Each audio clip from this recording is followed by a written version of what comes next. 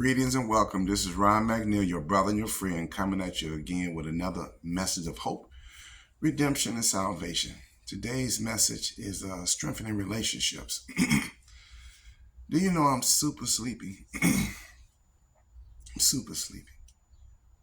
I'm tired. I didn't get a good night's sleep, and that's been bad.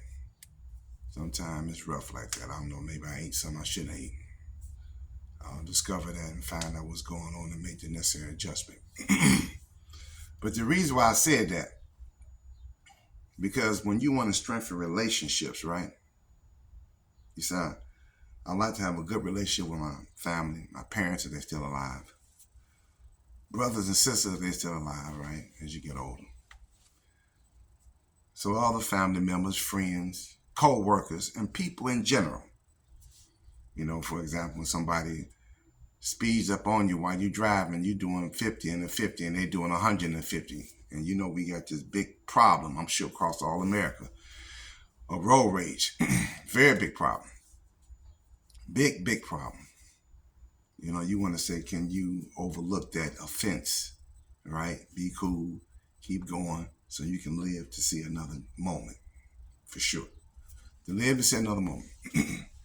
But we know about strengthening relationships, it needs one key component.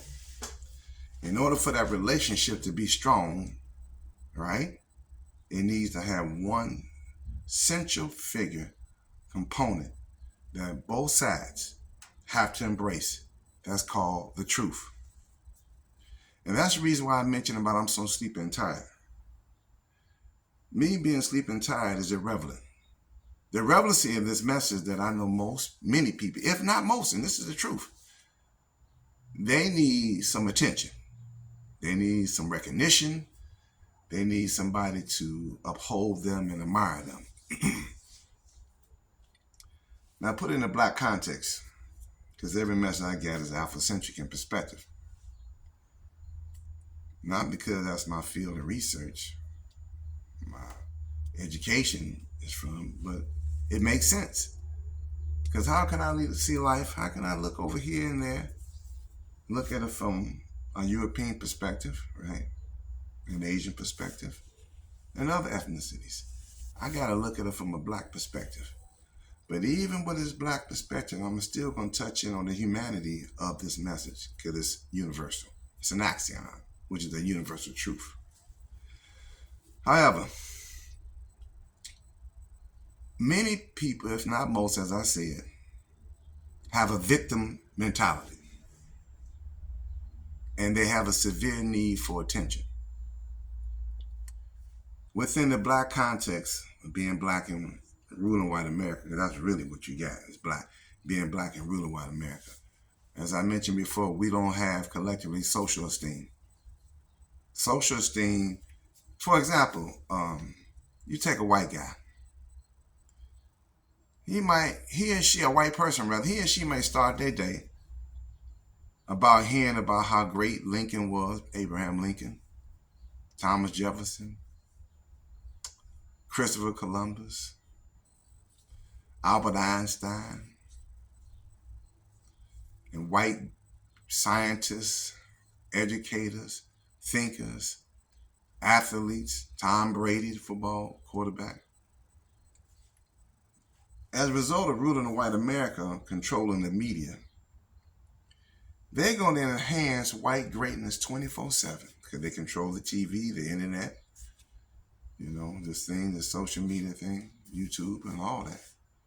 So for 24 hours a day, 7 days a week, since I've been living, the last 6 decades, white greatness, achievement, and greatness has been lauded and praised and recognized. So that's why white people collectively have social esteem. It's just good to be white. Like Chris Rock cracked a joke, I don't remember verbatim. He said, man, I'm up here rich and white folks rather be poor, as long as they have this title of being white. Because just how white privilege and how powerful it is. And that white privilege benefits white people. Certainly when it comes to self-esteem and social esteem and ultimately self-esteem. You get to feel good about yourself just because you're white. Because somebody, even if you're a bum, You're doing nothing but getting high all day and being irresponsible and trifling. You get to be recognized because 24 hours a day, 7 days a week, the ruling white America is in promoting white greatness. Man, you great. Man, we dynamic. We built the whole world, country. We went around the world. We conquered them. We got more money than anybody. America can brag about that, even though that's coming to an end if you're up on world politics. However, white people collectively get to feel good about themselves. On the other hand, with black folks, you might hear about black greatness on Black History Month. You know, Dr. Carter G. Woodson created Negro History Week, and now it became a whole month. And you might hear about some great black fighters and abolitionists and researchers, discoverers, and genius type creators. You know, we came up with the Press Curl, the Perm, the peanut Dr. Carter G. Woodson, Carter G. Washington. I'm sorry, Madam C.J. Walker and Perms and stuff. How they got rich. You might hear about. Rarely do you hear about like the movie of what was that movie about the gift of black women? Three of them that were black mathematical geniuses in a movie, you know, about how we helped America get around and get to the moon and back. So the point is, the black geniuses, the contributions that African Americans have made to this country are enormous and they're repleted. But the problem is, in order to control black people in a sense, that's never talked about. You don't hear about black greatness at all. What you hear about black pathology every minute. That's damn near 24 hours, 7 days a week. On the 6 o'clock news starting. 3 black men robbed some bank. Or you a welfare cheat, or you committed some crime, or you left your baby in the car and it's 150 degrees outside. Something to that nature. Usually when you hear about something about black, you did something bad. Now, they may say something good about you if you saved some white folks, if you caught a football, dunked a basketball, hit a baseball, and you uplift them so they can win their games and make them feel good. You might get praised then. Oh, Michael Jordan, Bojack, whoever, you know. LeBron James, you know. Oh, sad that we lost Kobe Bryant or something like that. You might hear about that when they show some pity and compassion. But overall, black social worth is not there. And that's why it's a major depletion of black self-worth that's going on. And to compound that, right? To compound that, is that if you have black people that have character flaws, when you're trying to strengthen relationships, that's kind of difficult. Because you have, I guess, and it appears that many of us, if not most, what we do is do all kind of abnormal things to get the recognition and attention, since we don't get the social esteem that white America gets, because we just don't collectively, we don't get it. But one of the things that hurts us, is a backfire that really hurts us, is when we want negative attention. I just told you at the beginning of this video that I was tired. So damn what? There's a whole lot of folks tired. And they got a real reason to be tired. They're homeless, poor, broke, miserable, sick with a chronic disease, homeless, dying, whatever. So of course I can't make an argument about that, and I wouldn't dare do that. I have respect for them. But I do know that many people, if not most, come up with this flawed character that prevents healthy relationships with their family, friends, co-workers, and strangers alike, as I just mentioned. Like, you want to avoid that road rage. But if you look at family and friends, you know, you have some people that in relationships, I noticed that it's rare to have a real friend, because in order to have a real friend, you got to be a friend. And the nucleus of having being a friend and having a friend is that both parties have to embrace the truth, right? You got to be in love with the truth. If you don't love the truth and they don't love the truth, you cannot have friendships. What you have is fair weather friends. You know, you have associates, and you become a yes man, or, you know, to them, or they become a yes man or yes woman, if you will, to you.